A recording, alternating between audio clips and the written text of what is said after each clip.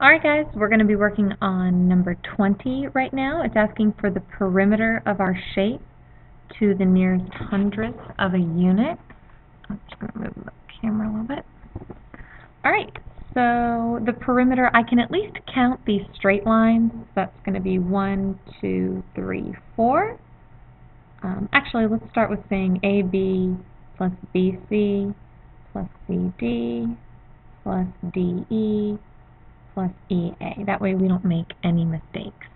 So AB is 4. The other one that's pretty easy is DE. That's also 1, 2, 3, 4. The other ones are going to be a little bit harder just because I personally am going to do Pythagorean theorem to find them. You could do the distance formula, so I'm just going to do one with the distance formula. BC, if you did the distance formula, is going to be the square root of x2 minus x1 squared plus y2 minus y1 squared. If you'll remember, whenever you are subtracting two of these points, the y value from the y value, that is literally the exact same thing as counting the hops. So I personally would rather just count the hops, and that's kind of how I do Pythagorean theorem. So anyway, I can put that back in there.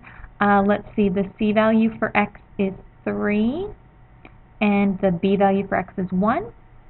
And then the c value for y is -1, and the y value for b is 2. Okay?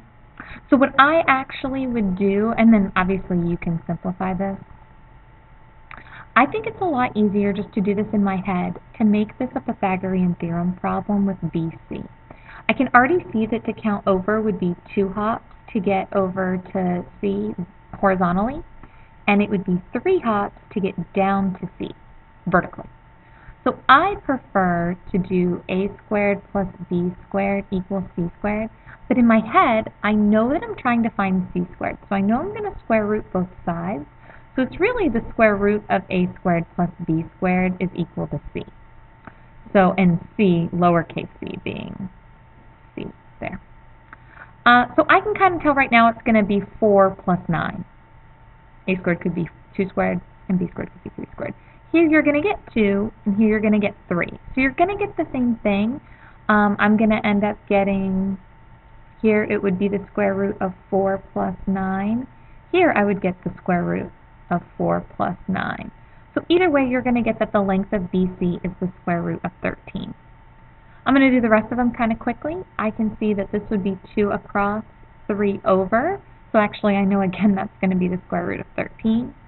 And then EA, I can see that that's across 1, down 1, 2, 3, 4, 5.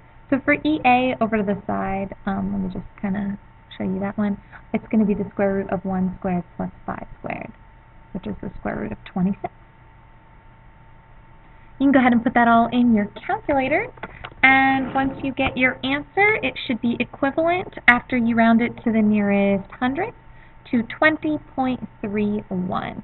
I would recommend you put that in your calculator and practice using it, just in case you're not good at it. You know, might as well try it out.